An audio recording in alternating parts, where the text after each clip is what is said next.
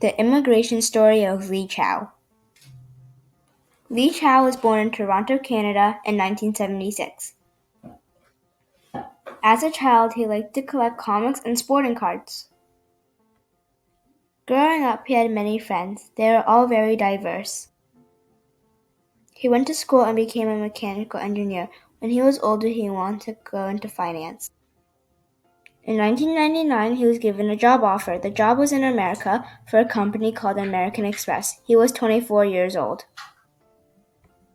He wanted to immigrate because there are better jobs in America than there are in Canada.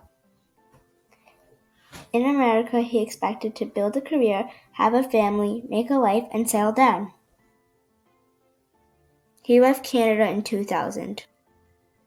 He only packed his clothes. His comics and sporting cards were too heavy to pack. It took 8 months to immigrate because the border police wouldn't let him pass. He tried 3 times to pass and go to America.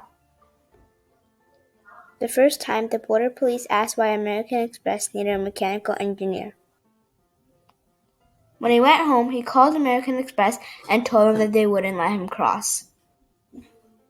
The company had to write many documents to explain why he needed to pass. They also hired lawyers to help. When he went back to the border, they still didn't understand why he needed to pass. Around the 3rd time, they finally let him pass.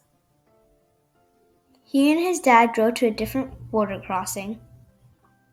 He had originally planned to ride a plane to America, but he got denied so many times that he might as well drive. He ended up driving. It took 9 hours.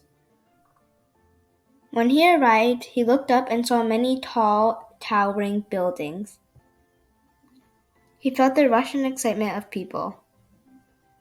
He felt lucky to be able to immigrate and start a career in America. Even though he felt lucky, the little family he had in America wasn't the same. He missed the family and friends that he grew up with. His distant family helped him a lot. Not everybody is lucky enough to have somebody to be there for them. Whenever his family came to visit, he would move from place to place very fast, even if he wasn't working. He would move quickly from the cafe to the park and then to the museum. His family would ask him why he was in such a big rush. He thinks that in America everything is rushed. There is always something to do and a place to be. He doesn't like to look back in life, only forward. Therefore, he doesn't know what life would be like if he didn't immigrate. When he came, everything he did was for himself.